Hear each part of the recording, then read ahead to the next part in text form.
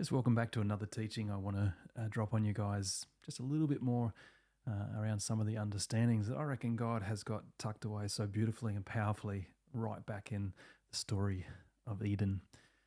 Again, if you know me, the story of Eden is so much about who God is for me and actually who we are as well. And I think there's only a couple of chapters in there of Eden, or 3 chapters, but inside of it all, there's some real richness of, again, how God created us and who he created us to be. So let me just tap on a couple of things there. There's a passage in Genesis chapter 2 where it talks about God bringing all the animals to Adam and he names them all. That's quite a job in itself. And at the end of that little blip of a story, God's like, there's still something missing in Adam's life. There was nobody and nothing that he had created at that point that was a companion for him or somebody that he could do life with or connection. And so often when we read about this story of Eve being created from Adam, I know for myself, for years we taught this as a marriage concept, that a man will leave his home and his family, as will a woman, and they'll join together and they'll become one.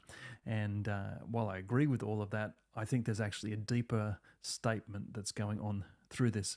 And so if you look at the concept of Eve being created for Adam, there was a thing that was happening inside of Eden that preceded what went wrong with what we call the fall. And so often when people talk about the original sin, we talk about how shame and guilt became a problem for humanity. But before shame and guilt were a proper problem for humanity, there was this little thing called loneliness.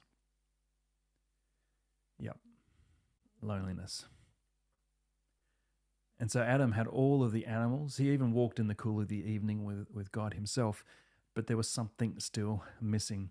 And so often our theologies wrap around that we only need God. And if we only have God, or if we only have Christ, then we have all that we need.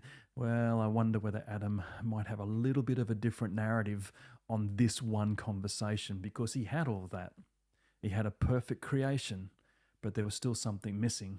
There was still something that he wasn't gaining from the animals and even God himself. Just let that thought just drop into your brain, because again, if all that we ever needed was simply to have a relationship with God, then why was Adam lonely?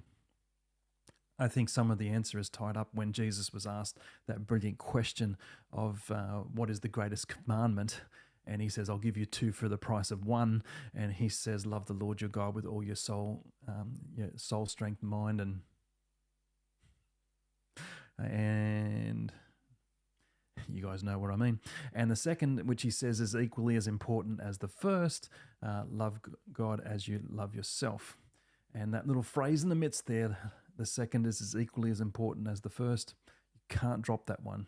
You got to have it in there, because these two work together. And in Genesis chapter 2, I think this is the essence behind those 2 great commandments that Jesus spoke out, being present in Genesis chapter 2, where it's all about loving God, with all the heart, soul, mind, and strength. There you go. I've got the 4th one now.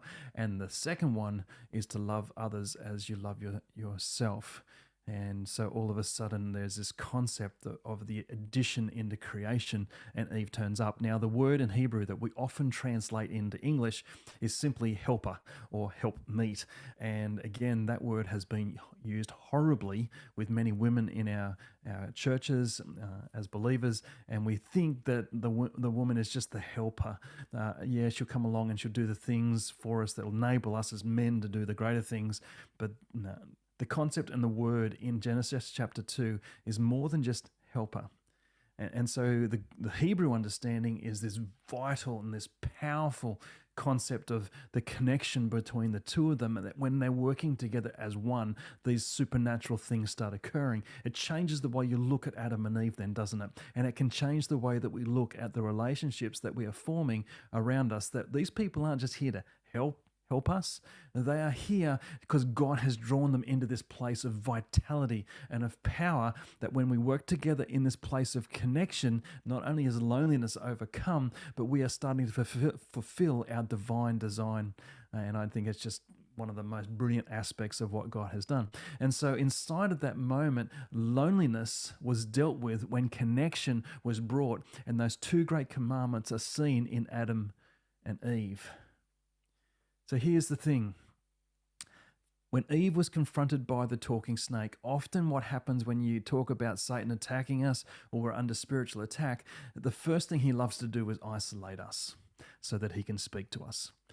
Because again, he knows he's not reasoning he's not reasoning with all of kingdom right there. He's just trying to reason with your brain. And often that can be when we are feeling lonely. And there's Eve sighting a tree that she's not supposed to eat. And there's a snake that's actually telling her that she should eat it because she's actually going to gain something from that she didn't already have.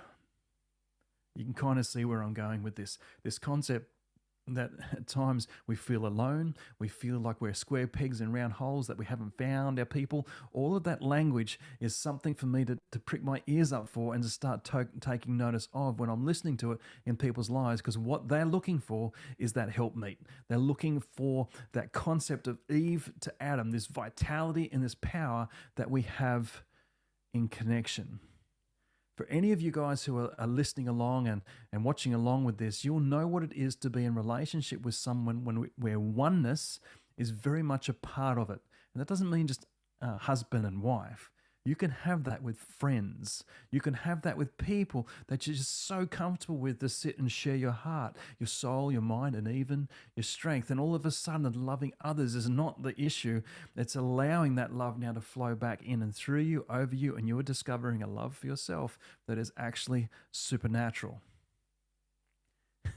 Could be a little teaching here, but I'm wondering whether this is starting to stretch some of our minds and our hearts to understand that loneliness was never our design. Yep, shame and guilt were never our design either. But before shame and guilt, there was loneliness. And often that's where Satan decides that's his entry point, when we are feeling lonely. And so in that place, God is actually wanting to do something today. He's actually wanting to correct that situation today. He's drawing people to us. Sometimes I've found that when I'm being so disappointed or so hurt, that it's hard to stretch out beyond those places and look for those that God is drawing to us. But today I just want to invite you into that place of prayer and say, Jesus, can you soften that part of my heart and my spirit? I don't want to be hardened to other people that are coming into my life, particularly the ones that you are drawing into my life to be these helpers of the vitality and the power of God. So let the prayer be, God, give me eyes to see those people. Give me ears to hear those people and allow me to see beneath the surface. So I'm not judging on the surface, but I'm allowing myself to see what is going on beneath it.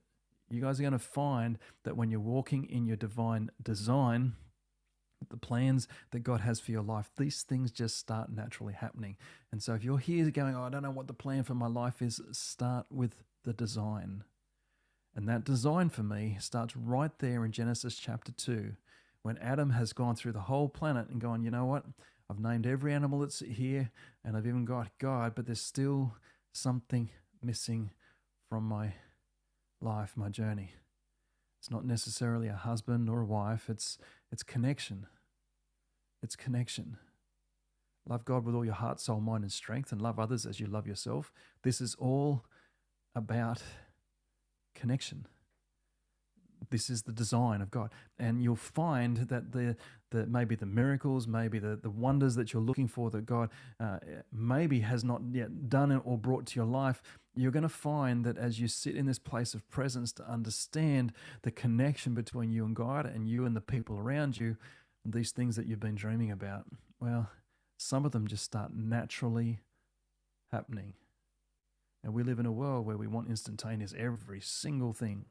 And that comes down to the miraculous too, does it not? We want those instant things. We want those instant encounters. Well, what does it look like to slow our world down, to allow the presence of God to become the very thing that we allow to permeate every cell of our body? As we love Him, we love others as we love ourselves. Then Jesus comes along in John 15 and He says, I want you to love others as I have loved you. That is a love that you can encounter. That's not just a God's love that you only get when you have it in heaven. I want you to love others as I have loved you. It'll surprise you how many miracles happen when that is your MO. That's your design. That's where you start from. So, divine design. Before shame and guilt, there was loneliness, and God dealt with that in the place of drawing and creating.